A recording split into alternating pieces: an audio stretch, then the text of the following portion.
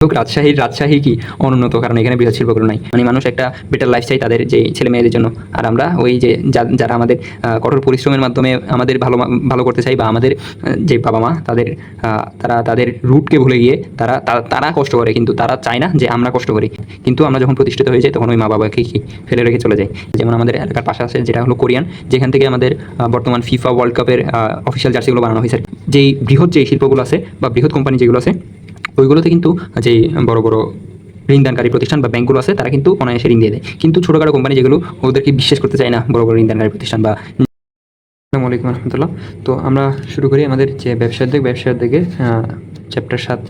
তো এইখানে আমাদের মূলত আলোচনা করা হয়েছে বাংলাদেশের যে শিল্প, ওই শিল্প নিয়ে, ঠিক আছে। মানে বাংলাদেশের যে ইন্ডাস্ট্রি সেক্টরটা আছে, ওই ইন্ডাস্ট্রি সেক্টর নিয়েই আমাদের আজকের এই চ্যাপ্টার 7 ব্যবসায় উদ্যোগ।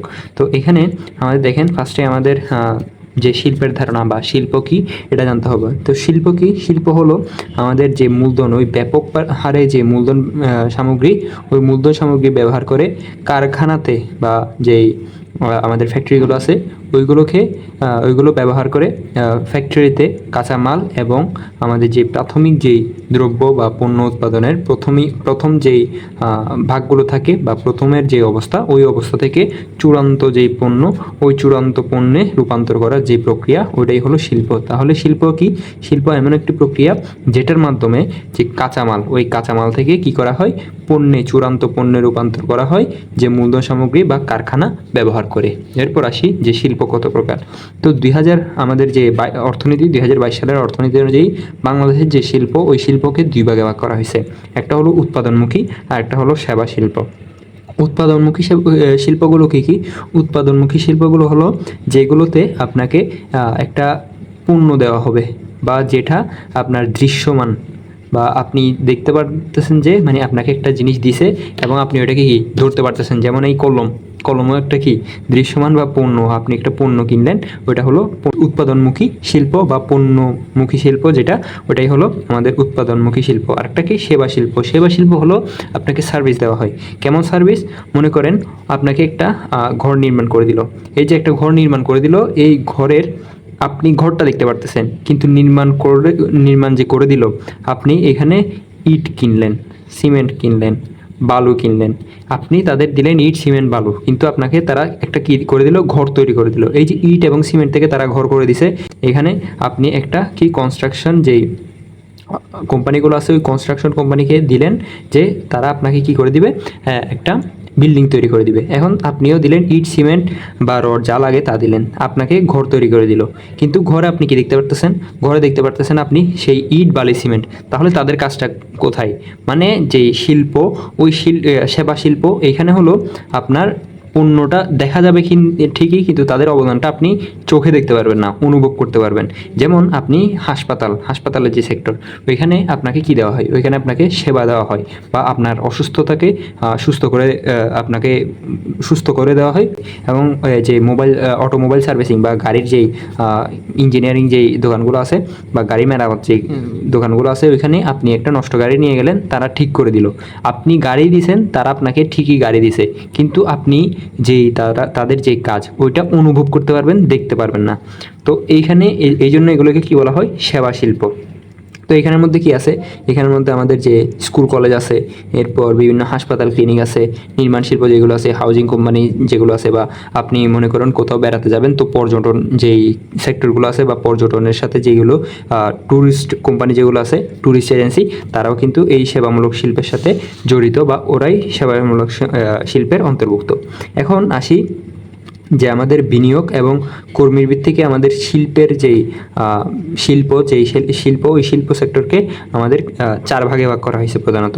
ওই 4 ভাগগুলো কী কী? ওই 4 ভাগের প্রথমেই আছে হলো কুটির শিল্প। তো আমাদের এখানে একটা টেবল আছে, ওই টেবলটা আপনারা একটু মনে রাখার চেষ্টা করবেন। তো কীভাবে মনে রাখবেন? এখানে দেখেন 4টা শিল্প আছে, 4টা শিল্পে ভাগ করা হয়েছে আমাদের যত শিল্প সবগুলোকে। কিসের ভিত্তিতে? বিনিয়োগ এবং কর্মীর ভিত্তিতে। কিসের? বিনিয়োগ, আর এদিকে হলো কর্মী বা শ্রমিক। তো বিনিয়োগ এবং শ্রমিকের ভিত্তিতে 4 ভাগে ভাগ করা হয়েছে। এবং এই যে 4 ভাগ, কুটির শিল্প, ক্ষুদ্র শিল্প, মাঝারি শিল্প, বৃহৎ শিল্প, এই 4 ভাগের লাস্ট যেই 3 ভাগ, এই 3 ভাগকে আবার প্রত্যেকটা ভাগকে 2 ভাগ করে ভাগ করা হয়েছে উৎপাদনমুখী শিল্প এবং সেবা শিল্পকে বিবেচনা করে। এখন দেখেন কুটির শিল্প কি? কুটির শিল্প হলো এখানে উৎপাদনমুখীও নাই, সেবামুখীও নাই, এখানে সব কিছু সাধারণ হিসেবে ধরে নিতে হবে। এটা মূলত উৎপাদনমুখী শিল্প আপনি বলে নিতে পারেন। কারণ কি? কারণ এখানে আমাদের যে প্রোডাক্টগুলো তৈরি হয়, যেগুলো আমাদের যে ঐতিহাসিক বা ঐতিহ্যবাহী যেই প্রোডাক্টগুলো, ওইগুলোর সাথে সংশ্লিষ্ট, তো ওইগুলোই করা হয়। তো এটা আমরা বিস্তারিত যখন পড়তে যাব তখন জানতে পারবো। এখন ওই ভাগগুলো আমরা দেখি, কি বিনিয়োগ কতটুকু হলে বা শ্রমিক কয়জন হলে এগুলোকে বিভিন্ন ভাগে ভাগ করা হয়েছে। এখন দেখেন কুটির শিল্পে 10 লক্ষ টাকার কম মূলধন বা কম বিনিয়োগ, এখানে 15 জন সর্বোচ্চ কর্মচারী থাকবে, যেখানে আপনার পরিবারে সংশ্লিষ্ট বা পরিবারের যে মানুষ, ওই পরিবারের মানুষ দিয়েই আপনি কি করে নেবেন, কাজ করে নেবেন, তারাই আপনার শ্রমিক, তারাই আপনার পার্টনার, ঠিক আছে।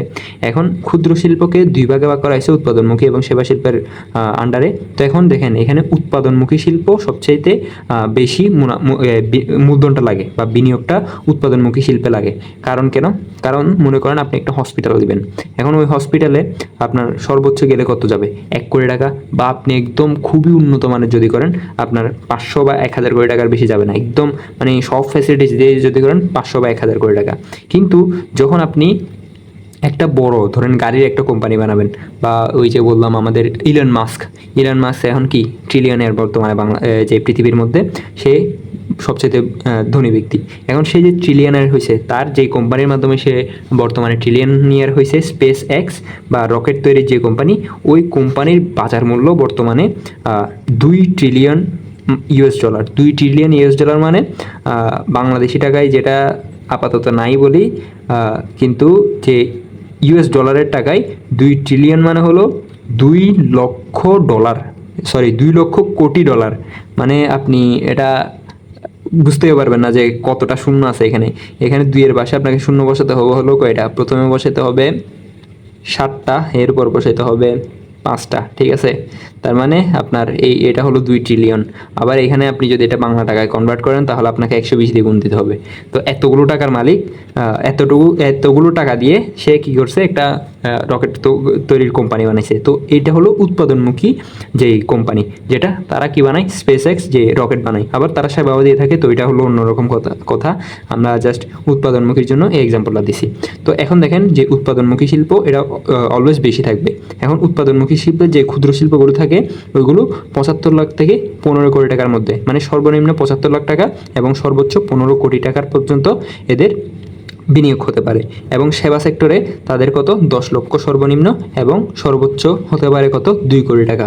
এখন এখানে আমাদের যে কর্মচারীগুলো আছে, শ্রমিকগুলো আছে, তো ওই শ্রমিকগুলো হলো যে উৎপাদনমুখী ক্ষেত্রে 31 জন থেকে 120 জন, মানে সর্বনিম্ন 31 জন এবং সর্বোচ্চ কতজন? 120 জন।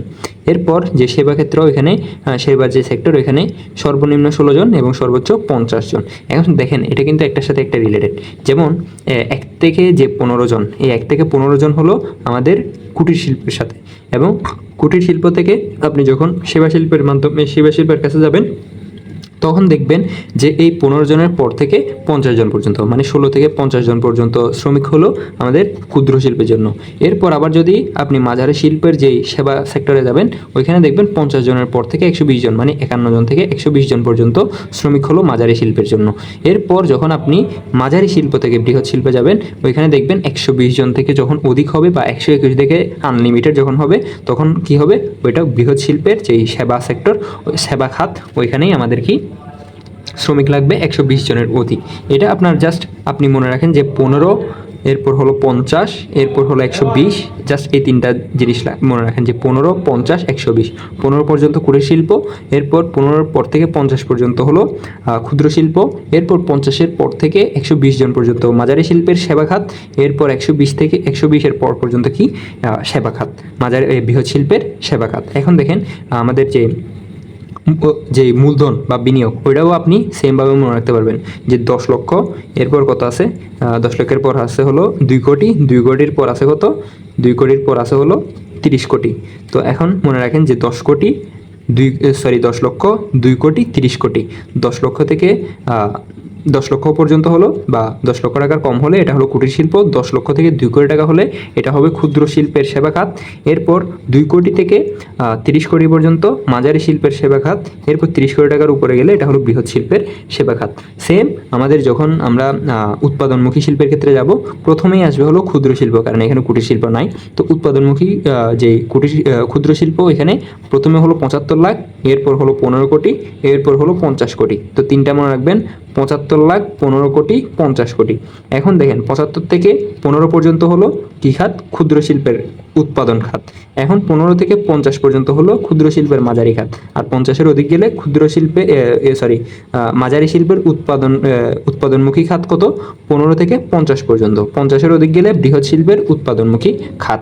এখন দেখেন সেম আমাদের যে শ্রমিক বা আমাদের কর্মচারী, ওই কর্মচারীর ক্ষেত্রেও আপনার মনে রাখতে হবে হলো 31, এরপর মনে রাখবেন হলো আপনি 121 বা 31, 120, এরপর মনে রাখবেন আপনি কত? 300। মানে 31 থেকে 120 পর্যন্ত আপনি জাস্ট এটা মনে রাখবেন। ক্ষুদ্র শিল্প 120 জন থেকে 300 পর্যন্ত, বা আপনি মনে রাখবেন কোনটা? 31, 120, 300। এখন এই 120-এর পর থেকে 121 থেকে 300 পর্যন্ত মাঝারি শিল্পের উৎপাদনমুখী খাত, এরপর 300 জনের অধিক যখন যাবে যে বৃহৎ শিল্পের উৎপাদনমুখী খাতে চলে আসবে। আই হোপ বুঝতে পারছেন। এরপর আমরা আসি যে আমাদের কুটির, ক্ষুদ্র ও মাঝারি শিল্পের যে খাতসমূহ, তো ওইগুলোর আমরা ডিপলি আলোচনা করার ট্রাই করি। তো এখানে দেখেন আমাদের কুটির শিল্প, ক্ষুদ্র শিল্প এবং মাঝারি শিল্প। এখানে এই যে কুটির শিল্প, এটাকে আমরা সেপারেট করব কি দিয়ে? এই যে বললাম আমাদের পারিবারিক প্রধান, মানে এখানে যে শ্রমিকগুলো থাকবে সেগুলো হলো পরিবারের থাকবে এবং তাদের পুঁজি কম হবে। জাস্ট এইটা মনে রাখবেন, পুঁজি কম এবং পরিবারমূলক বা পরিবার প্রধান যে সংস্থাগুলো থাকে বা ওই যে পরিবারের সদস্য নিয়ে যারা করে এবং তাদের মূলত ঘরে বসে অল্প পুঁজিতে করা হয়। তো এগুলো হলো কুটির শিল্প।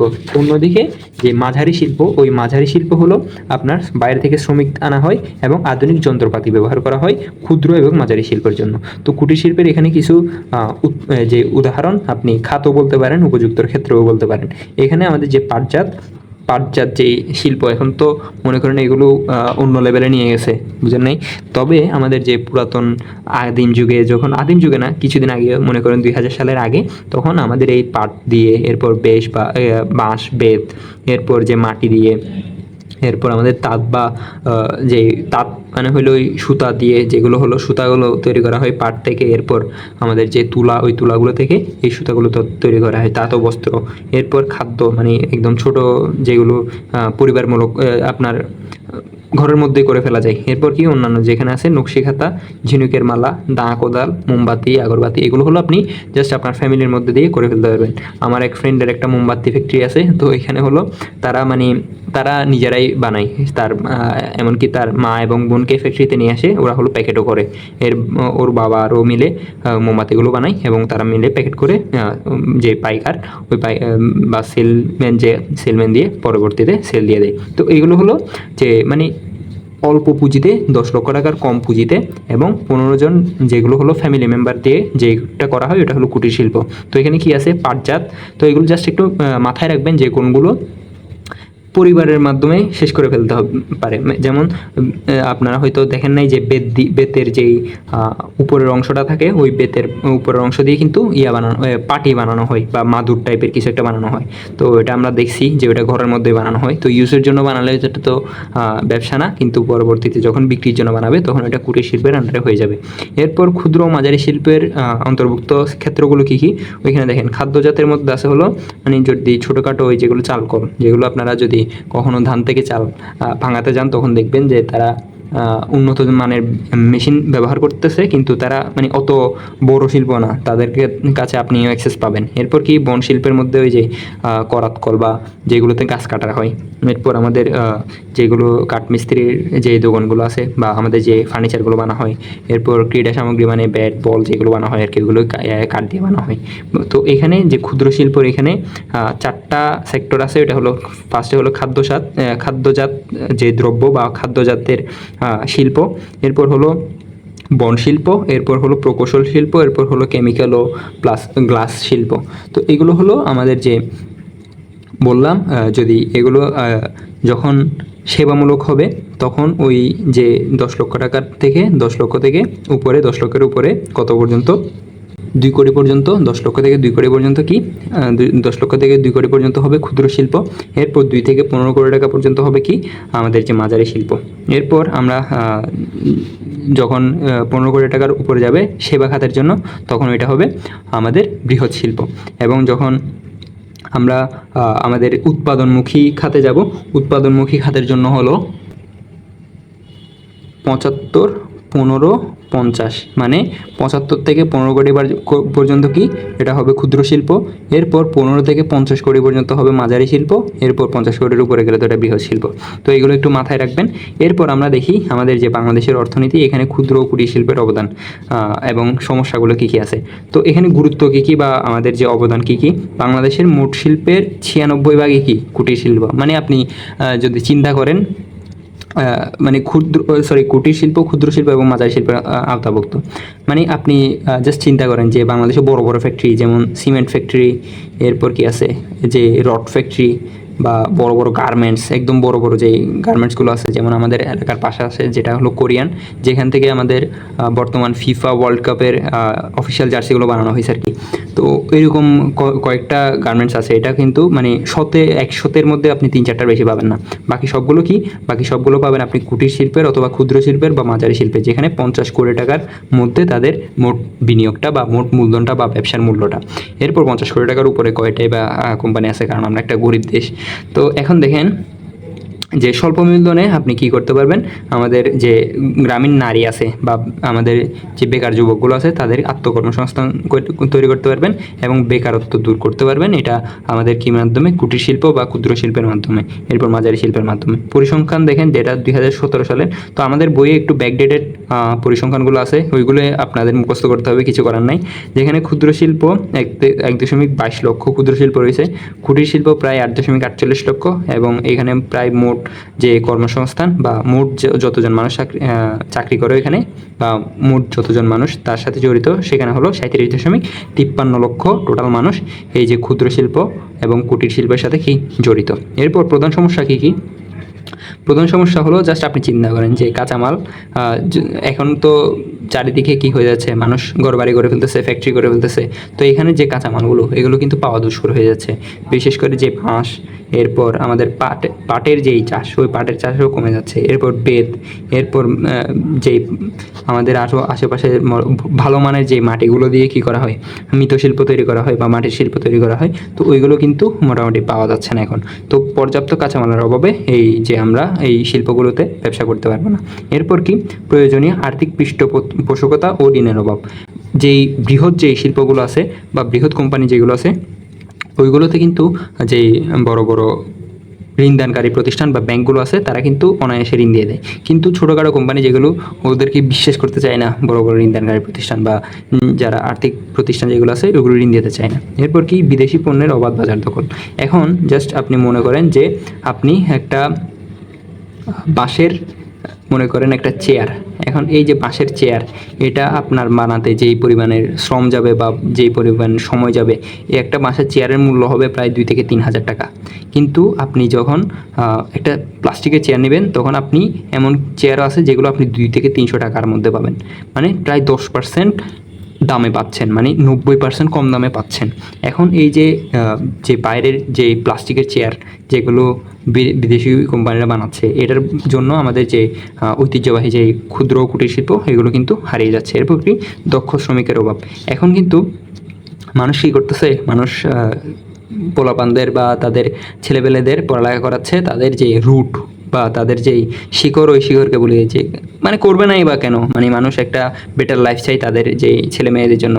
আর আমরা ওই যে যারা আমাদের কঠোর পরিশ্রমের মাধ্যমে আমাদের ভালো করতে চাই, বা আমাদের যে বাবা মা তারা তাদের রুটকে ভুলে গিয়ে তারা কষ্ট করে, কিন্তু তারা চায় না যে আমরা কষ্ট করি। তারা মনে করেন যে আপনি যেই মাটির যেই কাজ বা কুমারের যেই কাজ, এগুলো কিন্তু প্রচণ্ড পরিশ্রমের কাজ, কিন্তু তারা চায় না তাদের ছেলে পেলে কী করুক, যে কামারের কাজ করুক। বা কৃষক কিন্তু চায় না তার ছেলে কৃষক হোক, কারণ এই যে পরিশ্রম, ওই পরিশ্রম যাতে তার ছেলে পেলে না পায়। কিন্তু আমরা যখন প্রতিষ্ঠিত হয়ে যাই, তখন ওই মা বাবাকে কি ফেলে রেখে চলে যাই। যাই হোক, এটা হলো আউট অফ কন্টেক্সট চলে গেছি।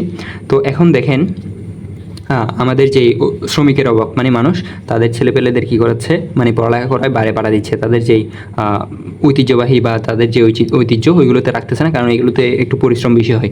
এরপর কি আধুনিক প্রযুক্তির অভাব, বাংলাদেশে কিন্তু অনেক প্রযুক্তির অভাব রয়েছে। যেমন আমাদের যে মাটির যেই কাজ বা যেই কুমারের কাজ, তো এই যে কাজগুলো এইগুলোর কিন্তু বাইরের দেশে অনেক ভালো ভালো মেশিনারিজ তৈরি হয়েছে, যেগুলো মাটি দিয়ে কিন্তু কী করতেছে, যেই তৈরি শস্যপত্রগুলো আছে বা হাঁড়ি পাতিল যেগুলো আছে এগুলো তৈরি করতেছে। কিন্তু বাংলাদেশে এরকম যেই প্রযুক্তি নাই যে কম সময়ের মধ্যে কম খরচে করে নিতে পারবে। এরপর কি আমাদের যে এই যে ক্ষুদ্র কুটির শিল্প বা মাঝারি শিল্প, এইগুলোকে আমরা কিভাবে বিকাশ করব বা এইগুলো সেক্টরকে কীভাবে বাড়াবো। কাঁচামালের সহজলভ্যতা, এটা সরকারের সহায়তা হতে হবে, যে আমরা পাট চাষ করব ভালো করে। এরপর আমাদের যে পরিবেশ ধ্বংস করব না, বাঁশ বেত এগুলো কেটে।